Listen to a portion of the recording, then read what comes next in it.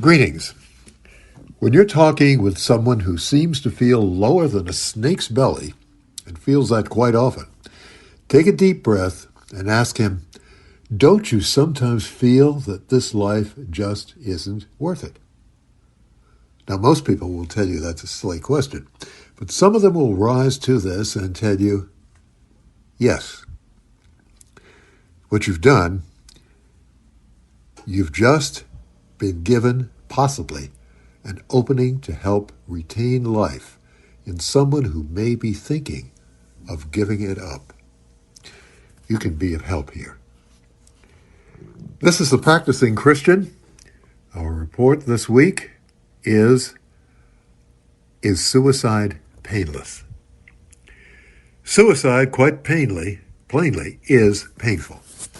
The song Suicide is Painless was written by a 15-year-old boy whose songwriter father had been tasked with writing a song with that title for the film MASH, but who couldn't get his head around the idea.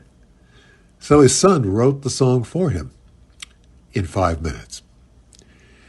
1% of all deaths worldwide are by suicide. Many more would die this way but for their technique not working, or for being helped by other people to get past this. It's illegal in a shrinking minority of countries to commit suicide.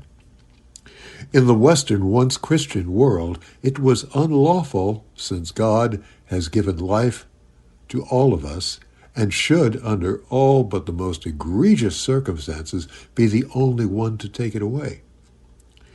Now, many of those who feel themselves enlightened, often approve of death in many forms: abortion, euthanasia, and suicide.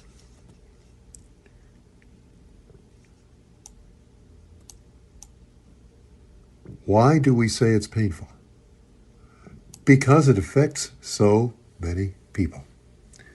The truck driver who had a body crash through his windshield as he drove under a bridge crossing his highway will forever remember the fear and anguish he felt and still feels over that corpse.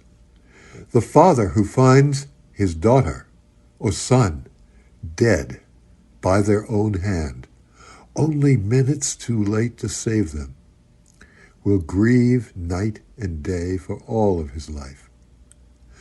The wife who, abandoned by her husband, cut her wrists and lost the fullness of life and love within her, will leave a silent voice speaking to her widowed husband for all time. And all those who left while leaving no message behind